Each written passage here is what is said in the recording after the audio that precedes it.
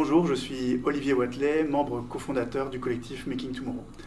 Making Tomorrow, c'est quoi? C'est un collectif interdisciplinaire de designers, d'anthropologues, de spécialistes des sciences politiques.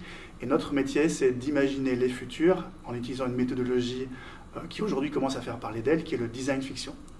L'objectif du design fiction, c'est de raconter des histoires, mais aussi de les prototyper, c'est-à-dire de jouer avec des visions d'avenir pour permettre à nos clients, des entreprises, des partenaires publics, d'imaginer les futurs à 10 ans, 20 ans, voire 30 ans, pour domestiquer ces visions d'avenir et construire leurs propres projets.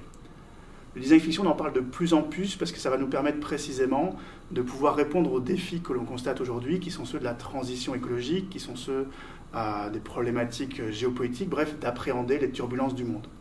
Depuis notre création en 2016, on a accompagné environ 70 entreprises et collectivités publiques, touchant aussi bien le domaine spatial que les mobilités douces, le bancaire, l'agroalimentaire, bref, tous les domaines qui constituent aujourd'hui le quotidien des citoyens.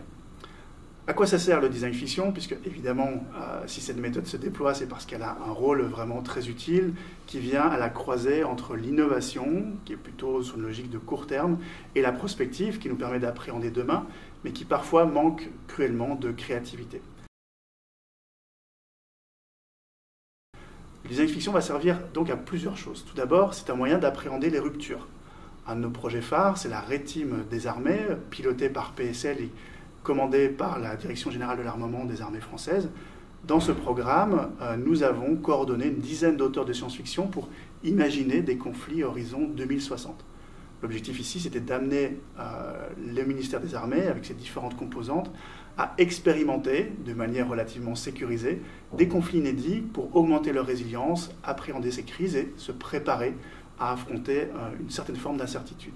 Le design fiction, ça sert aussi à imaginer les produits de demain, en particulier lorsque les possibles sont très nombreux. Pour Firmenich, une entreprise agroalimentaire qui développe des arômes pour l'intégralité des marchés dans le monde, on a travaillé avec eux à imaginer l'alimentation de demain.